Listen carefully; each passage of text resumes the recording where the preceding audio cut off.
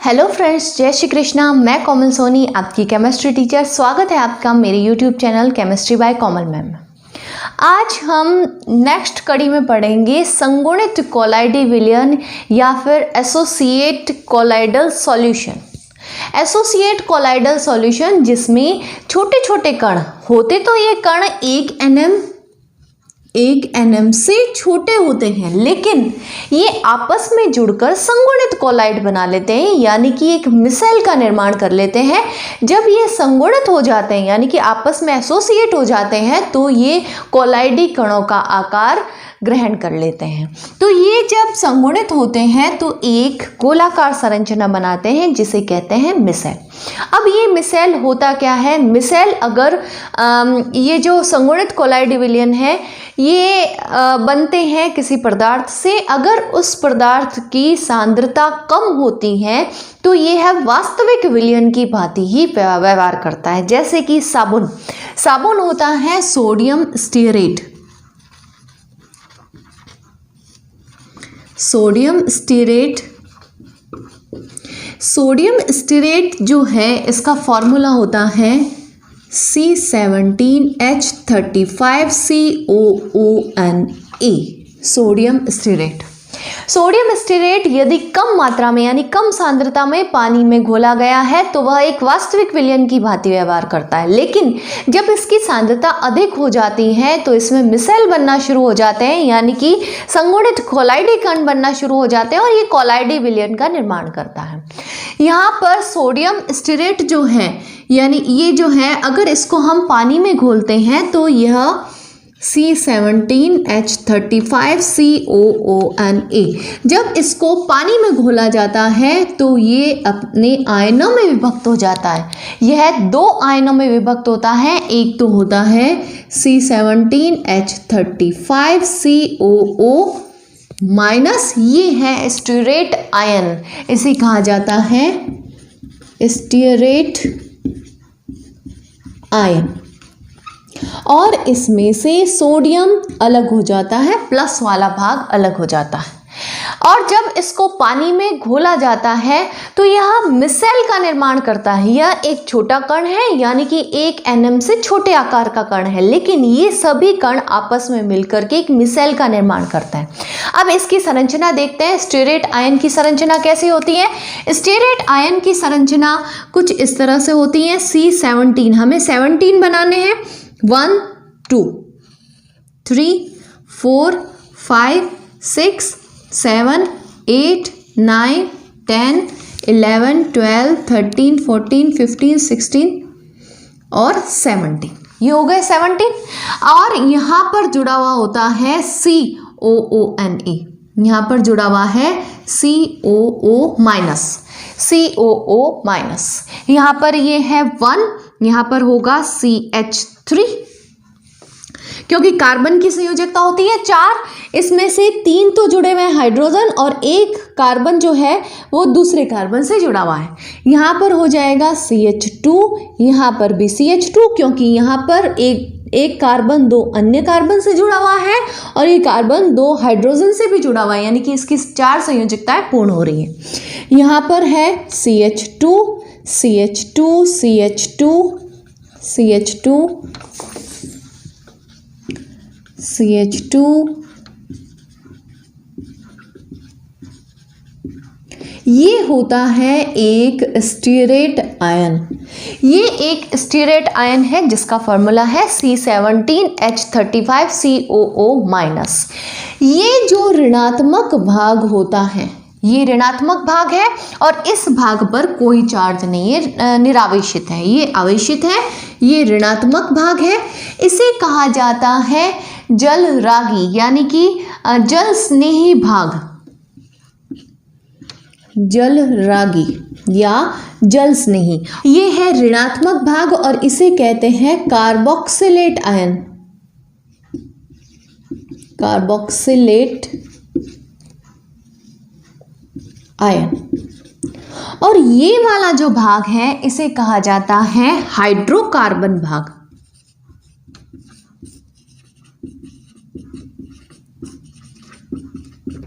Hydrocarbon भाग को पूंछ कहा जाता है, ये इसकी पूंछ कहलाता है, ये टेल के। और ये वाला जो भाग होता है ये हेड कहलाता है, सिर कहलाता है, हेड। ये हेड होता है और ये इसकी पूंछ होती है, यानी टेल होता है। ये होता है जलरागी, या इसका जो हेड होता है वो जलरागी होता है, और जो पूंछ वाला भाग होता है वो जल विरोधी होता है, यानी इसका सिरा जल की तरफ रहता है और इसका जल के विरुद्ध रहता है। और इसमें ये है जल विरोधी, ये है जलरागी, कार्बोक्सिलेट आयन इसे कहा जाता है, और ये हाइड्रोकार्बन भाग होता है। ये स्टीरेट आयन एक विशेष रूप से संगठित होकर, एक विशेष रूप से जुड़ करके मिसेल का निर्माण करते हैं, और एक मिसेल में 70 से 100 70 to 100 स्टीरेट आयन होते हैं। स्टीरेट आयन जो है 70 to 100 होते हैं, इतने स्टीरेट आयन एक मिसेल का निर्माण करते हैं। और ये जो मिसेल होता है, पूरा जब मिसेल बनता है तो यह एक ऋणात्मक होता है, यानी इस पर नेगेटिव चार्ज होता है, तो मिसेल जो है वो ऋणावेशित होता है। एक तो पॉइंट हो गया ये कि एक मिसेल में 70 to 100 स्टीरेट आयन होते हैं। दूसरा पॉइंट ये होता है कि यह ऋणावेशित होता है। अब हम ये देखते हैं, हमने अभी तक इसकी संरचना देख ली है, इसका आयनन कैसे होता है ये भी देख लिया है। अब हम ये देखते हैं कि साबुन जो होता है, यानी कि ये जो सोडियम स्टीरेट है, ये कपड़े की धुलाई कैसे करता है, ये किस प्रकार कार्य करता है। सोडियम स्टीरेट जो होता है वो पानी में घुल करके स्टीरेट आयन देता है, और ये स्टीरेट आयन जो है आपस में जुड़ करके एक पुंज का निर्माण करते हैं, एक मिसेल का निर्माण करते हैं। ये मिसेल जो होता है ये 70 से 100 स्टीरेट आयन इसमें होते हैं। ये होता कैसे, ये बनता कैसे है, कोई मैला कपड़ा जो है जब साबुन में डाला जाता है तो वो मैल जो है वो किस कारण से चिपकता है, वो मैल चिपकता है तेल के कारण, हमारे शरीर से निकलने वाले तेल के कारण या बाहरी कोई ऑयल के कारण वो मैल उस कपड़े पर चिपकता है। जब वो तेल हट जाएगा तो उस कपड़े पर से वो मैल भी हट जाएगा। तो उस पर से इस तेल को हटाने के लिए ये सोडियम स्टीरेट, ये स्टीरेट आयन काम करता है। ये स्टीरेट आयन का जो जल विरोधी भाग है वो तेल की तरफ, तेल में धंस जाता है, और जो जल स्नेही भाग है वो ऊपर की तरफ रहता है। और ये जो जल स्नेही भाग है ये आवेशित है, ऋणावेशित है। तो ये आवेशित होने के कारण ये पूरा एक पुंज बना लेता है। ये किस प्रकार से पुंज बनेगा, मान लेते हैं ये एक तेल की बूंद है, कोई कपड़े पर लगी हुई तेल की बूंद है, और इसी के कारण कपड़े पर मैल होता है। और ये जो इसका पूंछ वाला भाग है इस तेल की बूंद में धंस जाता है, इस तरह से तेल में ये धंस जाता है। और हेड वाला भाग जो कि एक ऋणात्मक भाग है, ये हेड वाला भाग है जो कि ऋणात्मक भाग है, ये जल स्नेही है।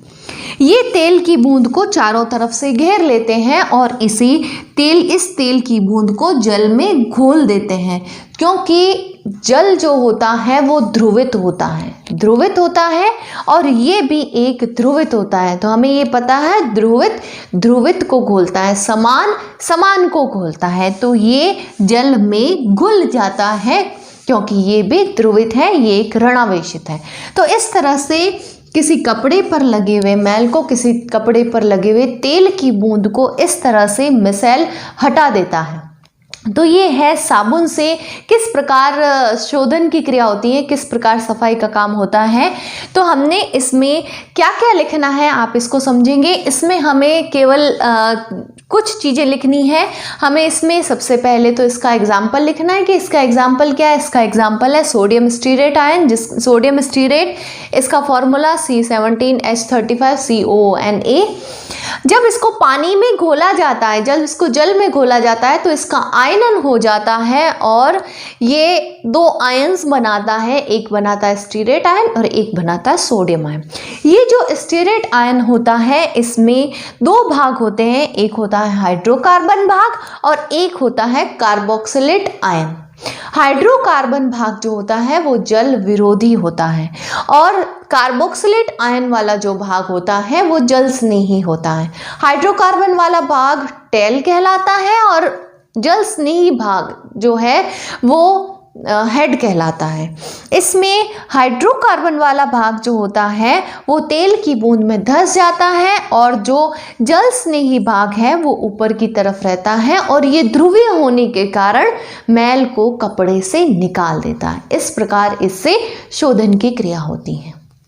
आपको मेरी क्लास कैसी लगी कमेंट करके ज़रूर बताइए और अभी तक आपने मेरे चैनल को सब्सक्राइब नहीं किया है तो मेरी चैनल को जल्दी से सब्सक्राइब कर लीजिए और मेरे आने वाले वीडियोस के नोटिफिकेशन के लिए बेल आइकन ज़रूर दबाइए और मेरी वीडियोस को अपने फ्रेंड्स के साथ शेयर कीजिए। तब तक के लिए धन्यवाद।